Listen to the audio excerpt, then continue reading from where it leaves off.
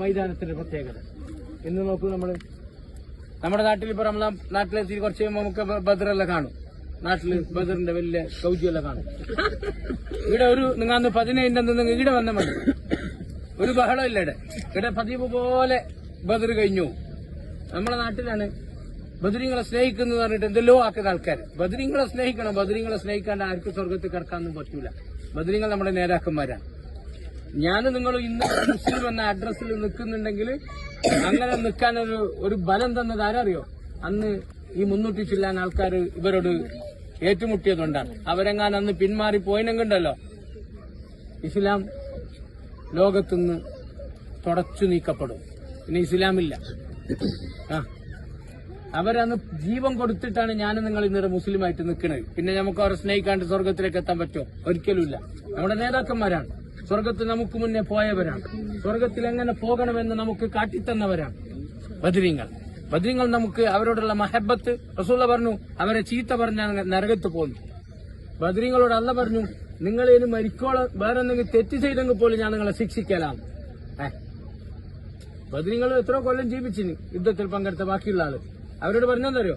ശിഷ്ടകാല ജീവിതത്തിൽ നിങ്ങൾ എന്തെങ്കിലും തെറ്റ് ചെയ്തെങ്കിൽ പോലും ഞാൻ നിങ്ങളെ ശിക്ഷിക്കല. കാരണം നിങ്ങൾ യുദ്ധത്തിൽ പങ്കെടുത്തു, ബദറിൽ പങ്കെടുത്തു. അതുകൊണ്ട് അള്ളാഹ് അങ്ങനത്തെ ഒരു സ്ഥാനം കൊടുത്തില്ല. അവരെന്നെ നേതാക്കന്മാർ. പക്ഷെ അവരെ സ്നേഹിക്കേണ്ട എങ്ങനെ അറിയോ? യുദ്ധം നടന്ന ദിവസം പത്തിരി നെയ്ച്ചോറുണ്ടാക്കിയിട്ടൊന്നും അങ്ങനെയൊന്നും സഹിക്കാൻ പറ്റില്ല. അതെല്ലാം ആർക്കും കഴിയും. പത്തിരി നെയ്ച്ചോറെല്ലാം ഉണ്ടാക്കി കൊടുക്കാൻ ആർക്കും കഴിയാത്ത. അങ്ങനെയല്ല മഹബത്ത് എങ്ങനെ അറിയോ? ഇവിടെ രക്തം ചീന്തിയ 14 ആളുകള് അവര് ഒരു ആദർശത്തിന് വേണ്ടിയിട്ടാണ് ജീവിച്ചത്. ഒരു ആദർശം. അവരെ നമുക്കൊരു ആദർശം കാണിച്ചെന്ന്. ലാ ഇലാഹ ഇല്ലല്ലാഹ് പാതിരാത്രി പോലെ അങ്ങനെ വിളിക്കണം എന്നാണ്. അങ്ങനെ വിളിക്കാമൊക്കെ ചെയ്യണം. അതാണ് ബദരീങ്ങളോടുള്ള മഹബത്ത്.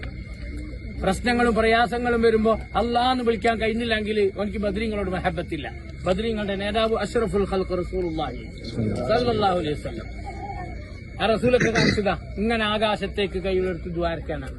അതുണ്ടാ എനിക്ക് ബദരീങ്ങളോട് മഹബത്തുണ്ട്. ബദരീങ്ങളുടെ പാതയിൽ നീണ്ട്. ബദരീങ്ങളെ സ്വർഗത്തിൽ നിനക്ക് അയൽവാസിയായിട്ട് കിട്ടും. നമുക്കത് കിട്ടണം. നമ്മൾ അങ്ങനെ മഹബത്താക്കണം. അല്ലാണ്ട് ഡ്യൂപ്ലിക്കേറ്റ് മഹബത്ത് നമുക്കില്ല. നിങ്ങൾ എന്നെ ആലോചിച്ച് നോക്കി. എന്റെ എനിക്ക് ഉപ്പുണ്ട്, നമുക്ക് വാപ്പന്മാരുണ്ട്. വാപ്പാനോടുള്ള മഹബത്ത് എന്താണ്? വാപ്പ പറഞ്ഞത് അനുസരിക്കലാണ് ഒരു ബാപ്പാനോടുള്ള മഹബത്ത്. ഒരു മോനുണ്ട്, ബാപ്പ എന്ത് പറഞ്ഞ അനുസരിക്കല. ബാപ്പാക്ക് എപ്പ് എതിര് ചെയ്യും. പക്ഷേ അവന് ബാപ്പ മരിച്ചെന്ന് കറക്റ്റ് ആ ഡേറ്റ് നോക്കിയിട്ട് അവന്റെ ചങ്ങായിമാർക്കെല്ലാം എന്തെങ്കിലും ബിരിയാണി വാങ്ങിയിട്ട് കൊടുക്കും. ബാപ്പ മരിച്ചെന്ന് ആ ഡേറ്റ് നോക്കിയിട്ട് ചങ്ങായിമാർക്കെല്ലാം ബിരിയാണി വാങ്ങിക്കൊടുക്കും. ആ മോന് ബാപ്പാനെ സ്നേഹിക്കുന്ന മോനെന്ന് നമ്മൾ ആരെങ്കിലും പറയും? ജീവിതകാലത്ത് ബാപ്പ പറഞ്ഞത് ഒന്നും എടുത്തിട്ടില്ല. എപ്പം ബാപ്പാനെ കണ്ണുനീര് കുടിപ്പിച്ചതേ ഉള്ളൂ.